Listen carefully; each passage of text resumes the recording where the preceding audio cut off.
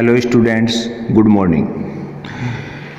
बच्चों, आपने science subject select किया है और उसके अंदर एक मेन रोल होता है फिजिक्स का मेन रोल है। और फिजिक्स के आज अपन जो क्लास स्टार्ट करना चाह रहे हैं कि फिजिक्स है उसके ऊपर बेस्ट। तो सबसे पहले नेसेसरी अपने को इस चीज़ के बारे में नोन होने चाहिए कि व्हाट इज़ द फिजिक्स, कि फिजिक्स रियल भी पर्टिकुलर किसके लिए यूज किया जाता है, फिजिक्स वो है। तो इस कारण आज अपन ने जो क्लास का जो टॉपिक है वो रखा है फिजिकल वर्ल्ड, कि फिजिक्स क्या है। ठीक है, तो देखो फिजिक्स रियली भी क्या है। Physics is a basic discipline in the category of natural science, कि फिजिक्स में पर्टिकुलर कोई न्यू इनोवेशन नहीं होता। फिजिक्स है जो आपकी वो पर्टिकुलर क्या है, जो नेचुरल साइंस है उसका डिस्क्रिप्शन है कि अपन पर्टिकुलर वो एनवायरनमेंट में से रिप्रेजेंट है। भाई एनवायरनमेंट में वो पहले से प्रेजेंट है और अपन उसको क्या कर रहे हैं, उसका साइंटिफिक तरीके से एनालिसिस करना चाहते हैं, उसको अपन फिजिक्स बोलेंगे। तो बेसिकली अगर आपसे फिजिक्स की डेफिनेशन आपसे कहे कि भाई व्हाट इज द फिजिक्स, तो अपन कह सकते हैं कि फिजिक्स या फिजिकल जो वर्ड है आपका, उस भाई फिजिकल वर्ड से आपका फिजिक्स है। तो physics is a basic, physics is the basic discipline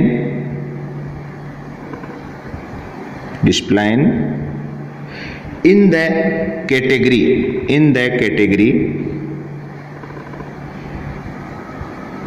of natural science।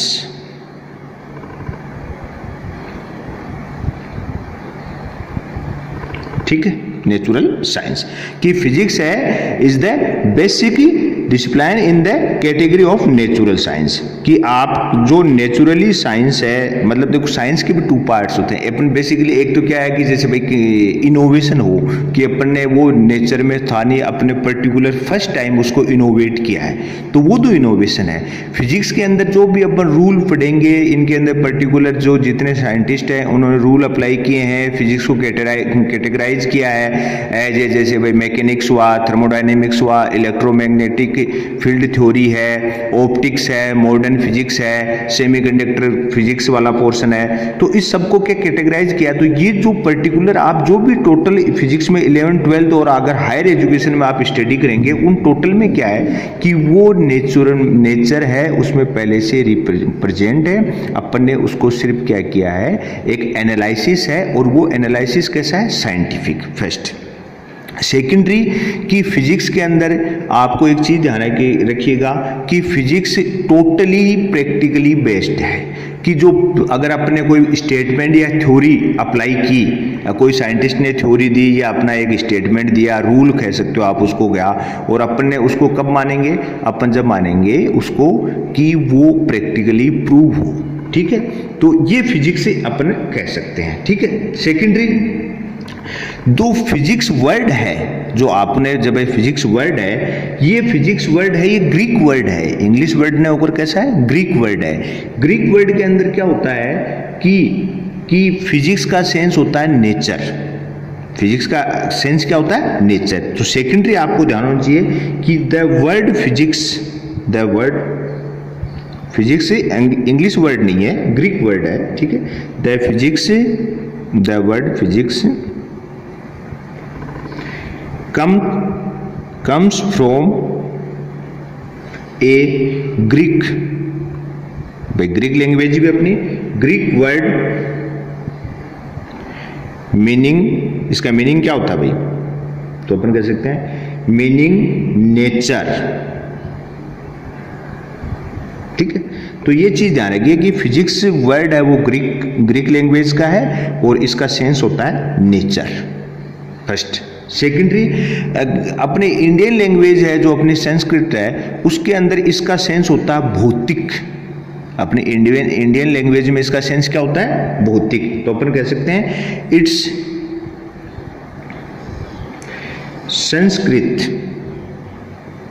Sanskrit equivalent, भाई नेचर का ही एक अपने ट्रांसलेशन है और क्या है, तो अपन कह सकते हैं इक्विवेलेंट इज भौतिकी इक्विवेलेंट भौतिकी, ठीक है। तो ग्रीक वर्ड के अकॉर्डिंग अगर इंग्लिश में इसका ट्रांसलेशन हुआ तो क्या हुआ, नेचर हो गई। और अपने इंडियन लैंग्वेज जो संस्कृत है, या इसको आप संस्कृत का ही अपन सेकेंडरी पार्ट किसको, हिंदी को भी कर सकते हैं, उसको अपन क्या बोल, उसमें इसका क्या सेंस होता है, भौतिकी, ठीक है। That's use to refer the study of the physical world, ठीक है। तो ये जो आपका भौतिकी जो वर्ड है, इसका सेंस क्या होता है कि दैट यूज किस में आता है, that is used to refer to the study of the physical world, ठीक।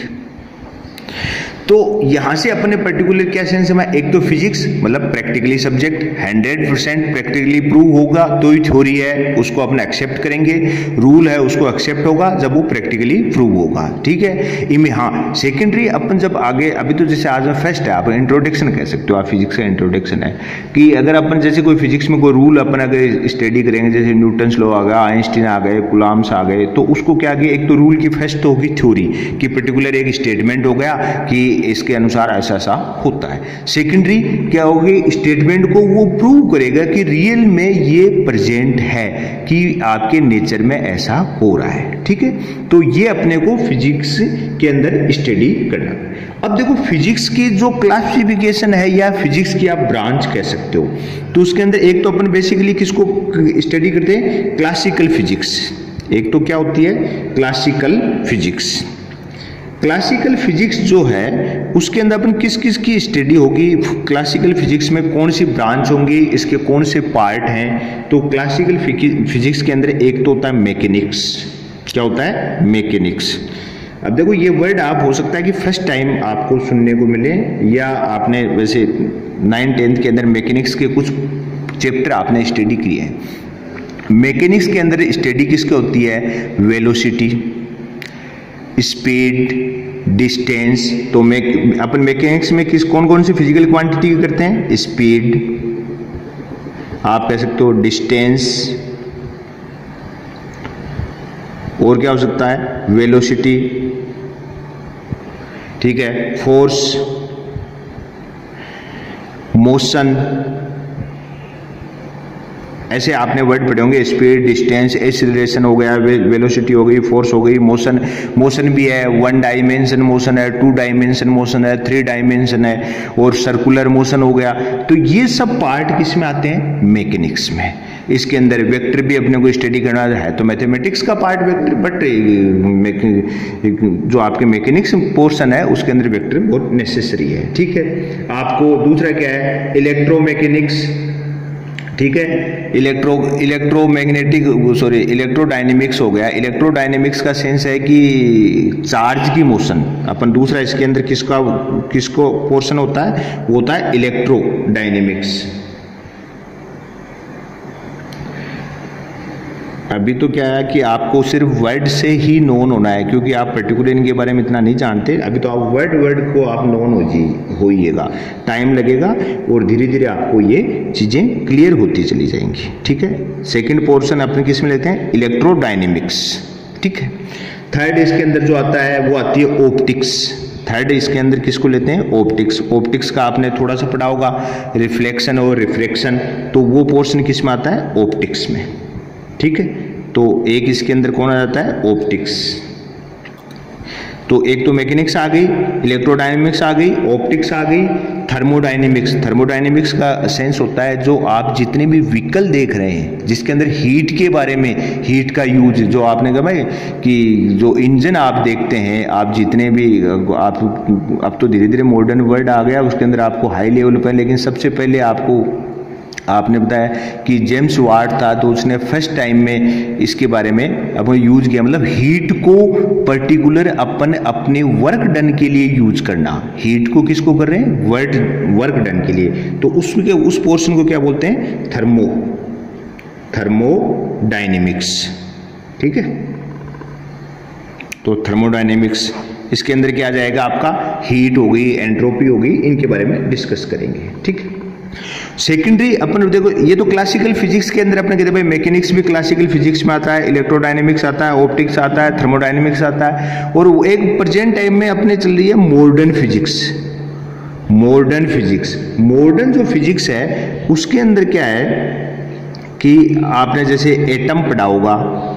अब एटम आपको लगता है भाई केमिस्ट्री का है, नहीं, एटम किसका पार्ट है? फिजिक्स का है। न्यूक्लियस हो गया आपका वर्ड में, और आपको फोटो इलेक्ट्रिक इफेक्ट हो गया। फोटो इलेक्ट्रिक इफेक्ट जिसमें अपन कहते हैं जो आपकी लाइट एनर्जी है, सनलाइट है, उसको किस में कन्वर्ट करते हैं? इलेक्ट्रिसिटी में। आजकल भाई घरों में भी यूज कर रहे हैं आप, सनलाइट को किस में कन्वर्ट कर लेते हैं अपन? इलेक्ट्रिसिटी में। किससे? जो आपका जो फोटो इलेक्ट्रिक इफेक्ट है उससे से। किसने रिप्रेजेंट किया था फोटो इलेक्ट्रिक इफेक्ट के बारे में? तो बेसिकली जो मेन साइंटिस्ट अपने फिजिक्स के अंदर माने जाते हैं उनका नाम है आइंस्टाइन। उनका फोटो इलेक्ट्रिक इफेक्ट में मेजर रोल है, ठीक है। और से एक है सेमीकंडक्टर, ये भी मॉडर्न फिजिक्स का टॉपिक होता है, सेमीकंडक्टर। सेमीकंडक्टर के अंदर क्या है कि जैसे आप मोबाइल हुआ, आपके टीवी हुआ, ये सब क्या है? सेमीकंडक्टर डिवाइस है। आपकी एलईडी, आज के जो लाइटिंग में अपन यूज कर रहे हैं एलईडी, वो भी सेमीकंडक्टर डिवाइस में आता है। तो ये फिजिक्स के मैं आपको एक पार्ट बता रहा हूँ कि भाई मैकेनिक्स भी फिजिक्स का पार्ट है। आपको कई जगह वर्ड मिलेगा, इलेक्ट्रोडायनेमिक्स है, ऑप्टिक्स है, थर्मोडायनेमिक्स है, इलेक्ट्रोस्टैटिक्स है, मैग्नेटिक फील्ड है। ये सब पोर्शन क्या है? आपके फिजिक्स में है, मॉडर्न फिजिक्स में और क्लासिकल फिजिक्स में चेंज कर लेते हैं, ठीक है। सेकेंडरी कि भाई मैंने आपको ये बताया कि फिजिक्स को आप जब भी स्टडी करेंगे तो थ्योरी का पोर्शन एक सेपरेट है और साथ में उसका क्या है? प्रूव है। तो अपन इसके अंदर जैसे आपको फिजिक्स के अंदर जो मेन रूल है जैसे फोर्स होता है, तो आपको जैसे कुछ फोर्स के बारे में ध्यान चाहिए होता है, फंडामेंटल फोर्स। फंडामेंटल का अर्थ क्या है कि जो नेचर में नेसेसरी है और 24 आवर अपन इनका कहीं न कहीं इनके टच में आते रहते हैं या इनका यूज होता है। तो अपने फंडामेंटल फोर्सेस इन नेचर, अपना इसमें जो आपका है ना ये फिजिकल वर्ड है, उसके अंदर ये एक टॉपिक भी है कि फंडामेंटल फोर्सेस इन नेचर, ठीक है।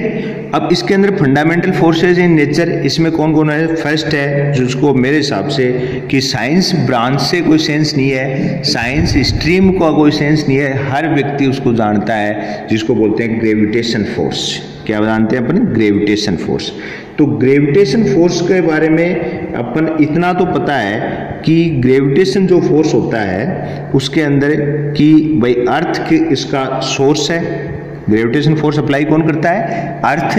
और अपन मानते हैं कि जिसको न्यूटन्स वाली आपने वो स्टोरी भी पढ़ी होगी कि एक बगीचे में बैठे थे कोई एप्पल के पेड़ के नीचे और अचानक कोई एप्पल टूटता है और वो गिरता है और न्यूटन को अचानक समझ में आता है कि हाँ कि कोई भी अगर मास है, जिसको कोई भी बॉडी है जिसका कोई मास है, वो अगर आप जब भी गिरेगी तो कहाँ गिरेगी? नीचे गिरेगी। कोई भी बॉडी या कोई भी मास है वो अपोजिट डायरेक्शन में नहीं जाता है, अर्थ से वापस ऊपर नहीं जाता। अब इसका सेंस क्या है? अपन कहते हैं न्यूटन्स लॉ है।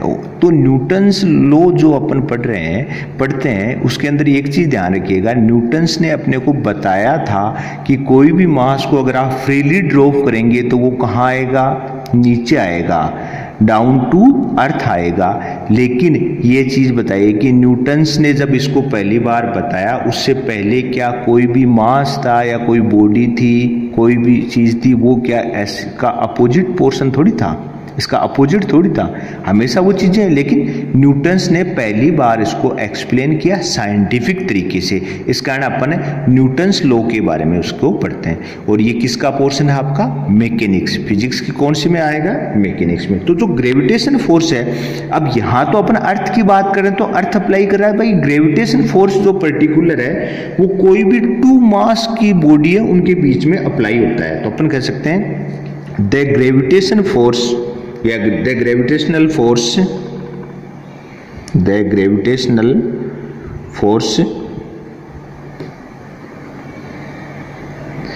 is the force of natural attraction। अब देखो नेचुरल अट्रैक्शन है और यह साथ में क्या है कि कोई भी टू बॉडी में है, इसका अपन कहेंगे the gravitational force is the mutual. यहां पर म्यूचुअल वर्ड यूज कर ले अपन, तो mutual attraction mutual attraction between any two objects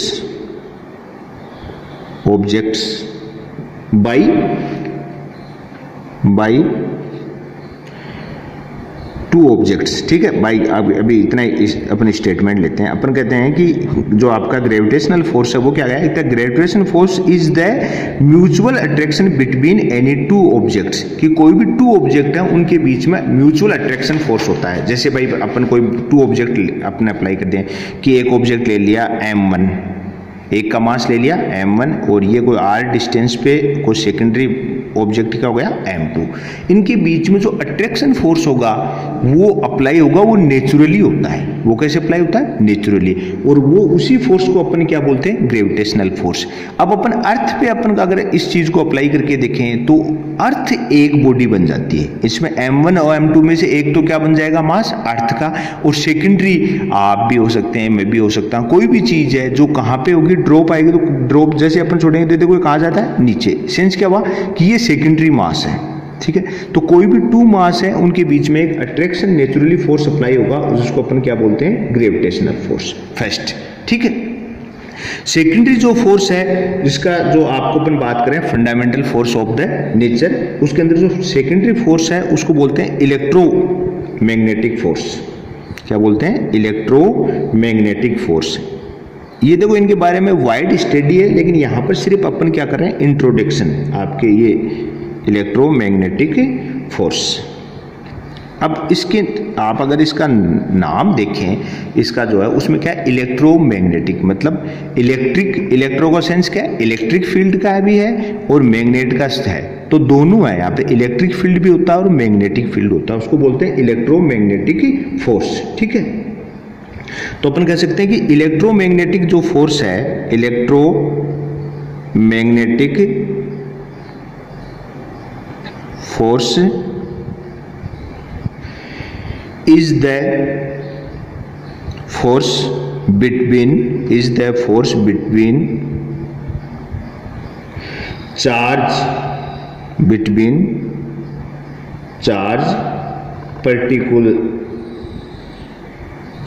particles,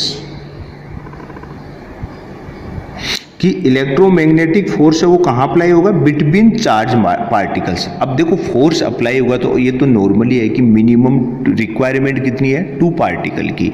अगर एक ग्रेविटेशनल फोर्स है तो मिनिमम कितने की होगी रिक्वायर्ड? 2 मास बॉडी हो या पर्टिकुलर 2 बॉडी है जिनका कोई मास है, उनके लिए बीच में अप्लाई होगा, तो मिनिमम रिक्वायर कितने हो गए? 2 बॉडी। और यहां पर अपन इलेक्ट्रोमैग्नेटिक फोर्स की बात करें तो हमने कहा भाई electromagnetic force is the force between charge particles. अब पार्टिकल्स आ गया तो मिनिमम रिक्वायर्ड 2 पार्टिकल है, और इससे ज्यादा हो तो भी कोई दिक्कत नहीं है भाई, आप मिनिमम रिक्वायर्ड 2 पार्टिकल है। सेकेंडरी जैसे भाई आपने इतना तो आप 10 तक नोन हो कि 2 पार्टिकल हैं, एक पॉजिटिव है, सेकेंडरी क्या है? नेगेटिव है। सपोज करो कि एक पार्टिकल पॉजिटिव है, ये सेकेंडरी क्या है? नेगेटिव है, तो इनके बीच में फोर्स अप्लाई होगा कि नहीं होगा? कौन सा होता है? अट्रैक्शन। अगर ये पॉजिटिव है, सेकेंडरी पार्टिकल भी पॉजिटिव, तो इनके बीच में कौन सा फोर्स होगा? रिपल्सन, ठीक है। ये तो कंडीशन बता रहा हूं आपको, स्टेबल कंडीशन, मतलब आपका चार्ज किस में? रेस्ट में। अगर चार्ज रेस्ट कंडीशन में है, उनके बीच में जो फोर्स अप्लाई होता है, चाहे अट्रैक्शन का फोर्स हो चाहे रिपल्सन का फोर्स हो, उसको किसने, इसको अपन डायरेक्टली इसके बारे में जो रूल है उसको बोलते हैं कूलॉम्स लॉ। उसको क्या बोलते हैं? Coulomb's law.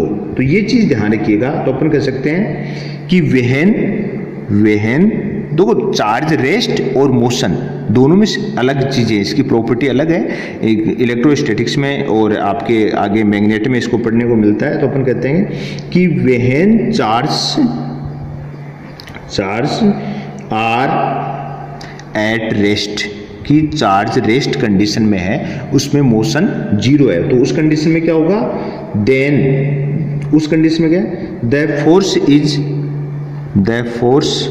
Is given by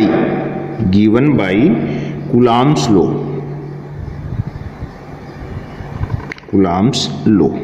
अगर रेस्ट कंडीशन हो, ये चीज देखो बहुत मोस्ट है, आप ध्यान रखिएगा कि रेस्ट कंडीशन में ही कूलम्ब्स लॉ अप्लाई होगा, मोशन कंडीशन में कूलम्ब्स लॉ अप्लाई नहीं होगा।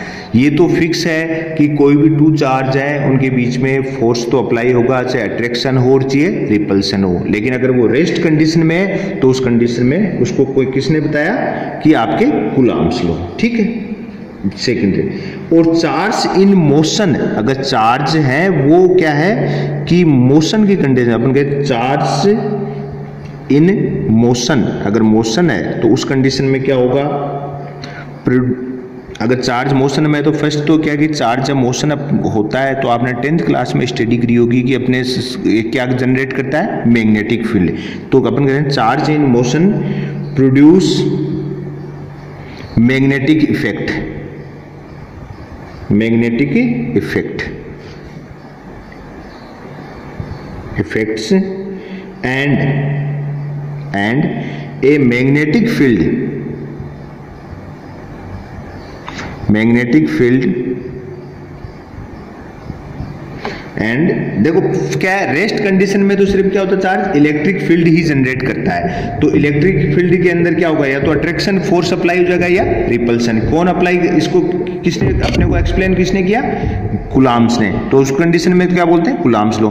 लेकिन अब कहते हैं charge in motion produce magnetic effect and the magnetic field gives rise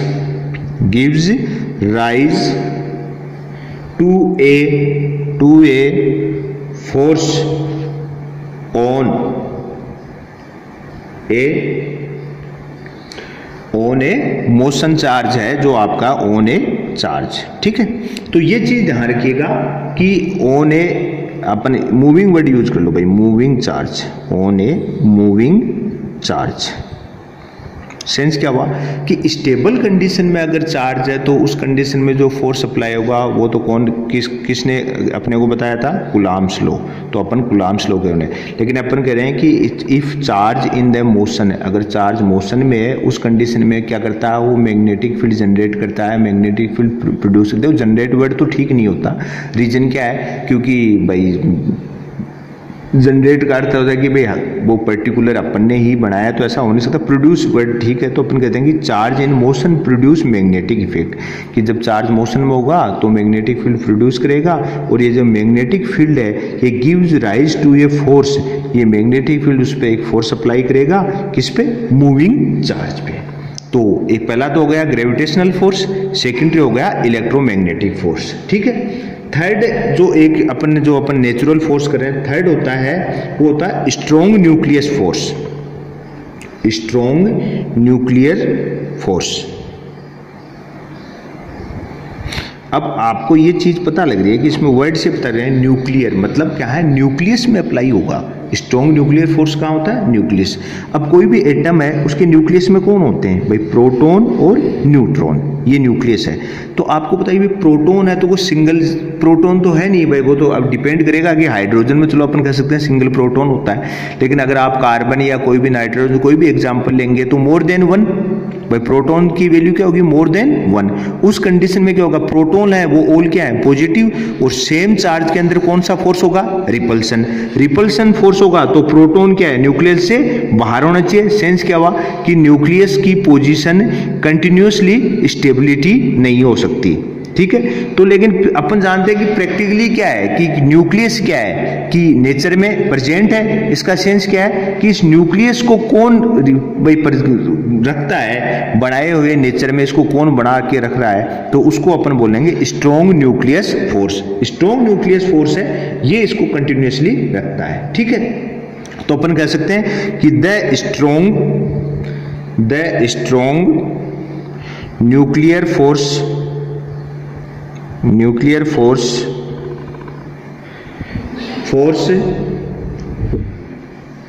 binds proton and neutrons in the nucleus. तो बाइंडिंग क्या करता है, ये बाइंडिंग करता है, बाइंड्स रखता है, उनको बांधे हुए रखता है। बाइंड्स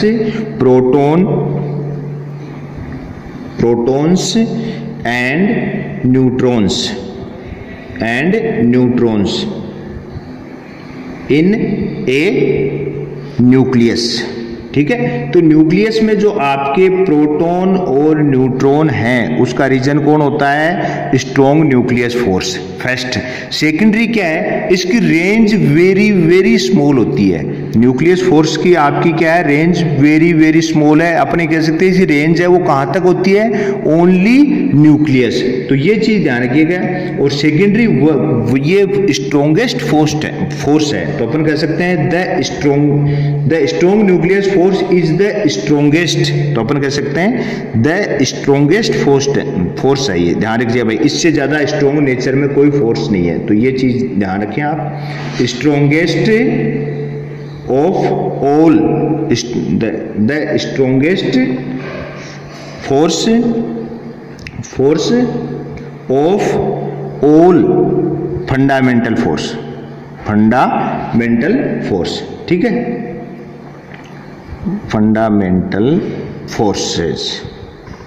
तो ये चीज ध्यान रखिए कि ये आपका ये स्ट्रॉन्गेस्ट फोर्स होता है। न्यूक्लियस फोर्स है वो क्या है, आपको देखो आपको आगे हायर स्टडी करेंगे तो उसमें न्यूक्लियर फोर्स है, उसके ऊपर काफी अपने को इसकी प्रॉपर्टी के बारे में स्टडी को मिलेगी। लेकिन यहाँ पर ध्यान रखिएगा कि न्यूक्लियस फोर्स है वो किसके द्वारा, उसका सोर्स कौन होता है, न्यूक्लियस। और यूज क्या, किस में यूज आ रहा है ये, कि न्यूक्लियस में जो प्रोटॉन और न्यूट्रॉन है उनको बाइंडिंग रखने के लिए, उनको बांधे हुए रखता है। और हमने कहा कि ये स्ट्रॉन्गेस्ट फोर्स है, ठीक है। और इसकी रेंज क्या है, अपन कह सकते हैं रेंज वेरी वेरी स्मॉल।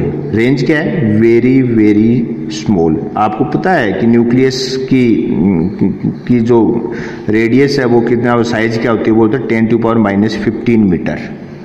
तो इसकी रेंज क्या होती है, 10⁻⁻15 मीटर। मतलब न्यूक्लियस के अंदर ही ये अप्लाई हो सकता है, स्ट्रॉन्गेस्ट। और एक इसी का है कि वीक न्यूक्लियस फोर्स, एक और होता है वीक न्यूक्लियर फोर्स। दूसरा क्या है, न्यूक्लियर फोर्स। जो वीक न्यूक्लियर फोर्स है ये क्या है कि ये स्पेशल केस में होता है। अपन कहते हैं जो वीक न्यूक्लियर फोर्स है अपियर्स ओनली ए सर्टेन न्यूक्लियर प्रोसेस, कि जो कुछ स्पेशल न्यूक्लियर प्रोसेस होते हैं उनमें ही इसको यूज होता है। जैसे बीटा डीके हो गए, alpha decay, gamma decay, higher अपन न्यूक्लियस पढ़ेंगे उसमें मिलता है कि ये जो आपका वीक न्यूक्लियर फोर्स है ये स्पेशल कंडीशन में ही अप्लाई होगा। कब, जब मैंने आपको कि the weak nuclear force appears on a certain nuclear process such as beta decay, comma gamma decay, comma alpha decay, ठीक है। उन कंडीशन में ही आपका ये फोर्स अप्लाई होता है, ठीक है। तो अपन ने बेसिकली फंडामेंटल फोर्स में किस में होता है, ग्रेविटेशनल फोर्स। हमने कहा कि कोई भी टू मास बॉडी है उनके बीच में अप्लाई होगा, ठीक है। सेकेंडरी पढ़ा इलेक्ट्रोमैग्नेटिक फोर्स, उसके अंदर अपन ने क्या कहा कि इलेक्ट्रोमैग्नेटिक फोर्स है, उसका क्या कहा कि अगर चार्ज स्टेबल कंडीशन है उस कंडीशन में जो फोर्स अप्लाई होगा उसको तो क्या बोलते हैं, कूलाम्ब फोर्स या कूलाम्ब्स लॉ। फिर हमने कहा कि अगर चार्ज मूविंग कंडीशन में या मोशन में है उस कंडीशन में क्या होगा कि वो एक मैग्नेटिक फील्ड प्रोड्यूस करेगा, और ये जो मैग्नेटिक फील्ड है वो चार्ज के ऊपर एक उसको राइज करने के लिए उसको gives a rise to a force on a moving charge. वो मैग्नेटिक फील्ड है उस मूविंग चार्ज पे एक फोर्स अप्लाई करेगा जिसको अपने इलेक्ट्रोमैग्नेटिक फोर्स बोलेंगे। फिर हमने कहा स्ट्रॉन्ग न्यूक्लियस फोर्स, स्ट्रॉन्ग जो न्यूक्लियर फोर्स है उसकी क्या, मैंने कहा कि स्ट्रॉन्गेस्ट फोर्स है, जितने भी फंडामेंटल फोर्स है उसमें सबसे स्ट्रॉन्गेस्ट फोर्स है। इसकी रेंज है वो वेरी वेरी स्मॉल होती है, 10⁻⁻15 मीटर तक ही अप्लाई होता है। सेंस क्या हुआ कि सिर्फ ये न्यूक्लियस में ही अप्लाई होगा। यूज क्या आ रहा है, इसका वर्किंग क्या है कि न्यूक्लियस में जो आपके प्रोटॉन और आपके न्यूट्रॉन है उन सबको बाइंडिंग करने में उनको बांधे हुए रखता है।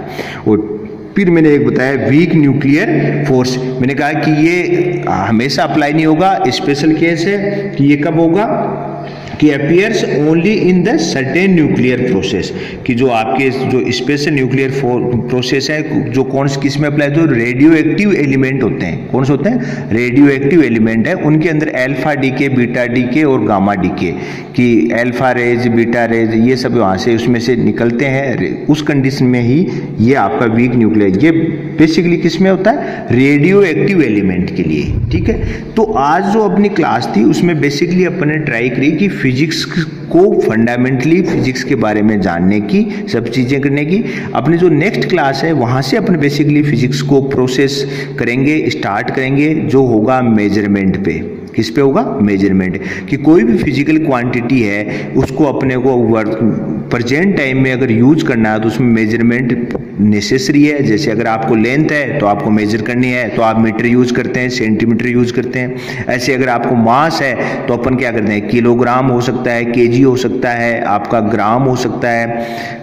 करंट है तो आप एम्पियर यूज करते हैं, टाइम है तो आप सेकंड, आवर, मिनट, ये सब क्या है, मेजरमेंट है। तो कोई भी फिजिकल क्वांटिटी को अगर अपन यूज करेंगे तो मेजरमेंट नेसेसरी है। तो अपना जो नेक्स्ट अपना वीडियो है उसके अंदर अपन स्टार्ट करेंगे मेजरमेंट से। आज तो सिर्फ अपना इंट्रोडक्शन था।